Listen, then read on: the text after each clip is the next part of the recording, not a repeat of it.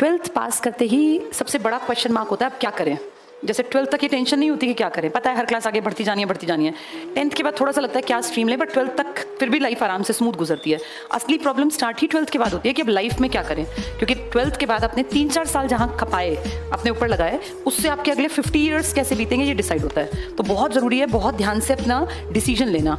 जब भी कभी लाइफ में कोई बड़ा डिसीजन लेना पड़े ना बेटा, तो 2-3 चीज़ें देखनी होती हैं। फर्स्ट चीज़ जो है आपका बैकग्राउंड कैसा है। बैकग्राउंड से मेरा मतलब आपकी पढ़ाई नहीं है, यहाँ बैकग्राउंड का मतलब है आपका फाइनेंशियल स्टेटस कैसा है। आपके पिताजी के पास कितना पैसा है आपके ऊपर लगाने के लिए।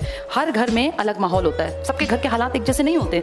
कहीं हो सकता है 10-20 लाख रुपए कोई बड़ी बात ना हो, लेकिन किसी घर में टोटल भी 10 लाख रुपए ना हो, सब कुछ जुटा के भी 10 लाख रुपए ना हो। ऐसे नॉर्मल परिवार में होता भी नहीं है इतना पैसा।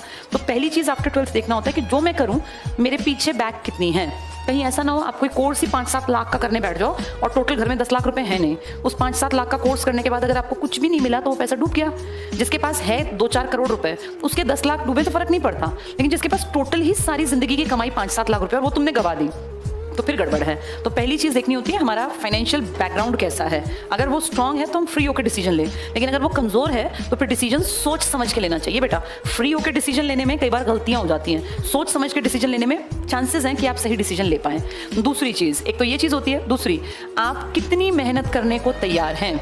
अगर आप मेहनत करने को तैयार नहीं हैं तो फिर आप ये मान के चलिए कि सक्सेस नहीं मिलेगी, चाहे आप गवर्नमेंट जॉब की कोशिश करें, चाहे आप प्राइवेट सेक्टर में जाएं, क्योंकि हर चीज़ डिमांड करती है हार्डवर्क, मेहनत की। मेहनत से ही सक्सेस आती है। ये बात 12वीं तक बेशक किसी ने ना बताई हो या बताई हो तुमने अनसुनी की हो, अब इस बात को गांठ से बांध लो। जो मेहनत करेगा वो आगे निकलेगा, सीधा फंडा है बेटा। अब तुम लाइफ में आगे बढ़ गए। अब तुम अब तक बच्चे थे, 12th तक बच्चा होता है बहुत छोटा, लेकिन अब तुम ना जब आगे निकलोगे तो तुम देखोगे तुम अकेले ही चलना है। अब तक यार दोस्त मौज मस्ती सब चल रहा था, अब लाइफ अकेले है। अकेले चलने वाली लाइफ में एक एक कदम बहुत फूंक फूंक के समझदारी से रखना चाहिए। तो अपनी मेहनत का रास्ता पकड़ना पड़ेगा और ये मेहनत सही दिशा में करनी है।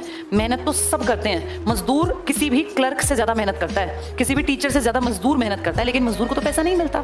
डॉक्टर से भी ज्यादा मेहनत करता है। हम मेहनत करें प्लस हम सही डायरेक्शन में मेहनत करें, अपनी लाइफ सेट करने की डायरेक्शन में, तो बात बनेगी, वरना बात फिर पीछे रह जाएगी। तो ये कुछ चीजें बेटा ध्यान से समझना। अब सबका फाइनेंशियल स्टेटस अलग अलग है। तुम्हारे फादर कितना कमाते हैं, तुम्हारा बैकग्राउंड कैसा है, ये बहुत बड़ी चीज होती है। 12th तक चाहे इसकी समझ ना हो, लेकिन अब ये मैटर करेगा कि तुम कैसा कोर्स करोगे, क्या करोगे, उसका तुम्हारे घर पे कितना इफेक्ट आएगा और मेहनत कितनी करोगे और कौन सी डायरेक्शन में करोगे। ठीक है, इन चीजों से तुम्हारा भविष्य बनेगा। और अब भविष्य का मतलब बेटा अगले 50 ईयर्स हैं, क्योंकि मैं ये मानती हूँ तुम बैठे हुए लोग 18 से 20, 22, 25 तक के, इससे ज्यादा के बच्चे नहीं होते पढ़ने वाले। 18 से 25, ज्यादा तुम 17-17 साल के हो 12th पास। इन सालों के दौरान हम जो भी करते हैं ना, उसका असर अगले 50 साल जब तक हमारी लाइफ है तब तक रहता है। अब आप किसी मैच्योर आदमी से जब बातचीत करेंगे जिसकी उम्र 27 साल है, आप देखेंगे उसकी बातचीत का लेवल अलग होगा, क्योंकि उसने लाइफ के बहुत साल जी लिए। बहुत से मेरा मतलब गिनती वाले नहीं, जब बर्डन कंधों पे आता है बेटा। 12th तक हम बहुत आज़ाद होते हैं, बहुत फ्री होते हैं। असली जिम्मेदारी आती ही 12th के बाद है। यहाँ आपको एक एज एन इंडिविजुअल ट्रीट किया जाएगा। अब आपको अपनी लाइफ सेट करनी है, ताकि जिस दिन आपको ये हो ना लाइफ का लास्ट डे है, उस दिन हम सेटिस्फाइड फील करें कि हमने लाइफ में बहुत कुछ अचीव किया, जितना कैलिबर था उसका पूरा यूज़ किया और अपनी लाइफ को बहुत अच्छा बनाया। ऐसा ना हो आप रोज मर के जीते रहो कि यार मैंने क्या किया, काश मैं उस टाइम ठीक डिसीजन ले लेती, काश मैं ऐसा ना करता या ऐसा कर लेता। ये काश बहुत दुखी करेगा। लाइफ बहुत लंबी है, अभी तुम बहुत यंग हो, तो अगले 50 साल अच्छे बीते, जितने साल की तुम्हारी लाइफ है, मान लो 70 साल 65 साल, वो सब अच्छा बीते, उसके लिए अब बहुत मेहनत करना।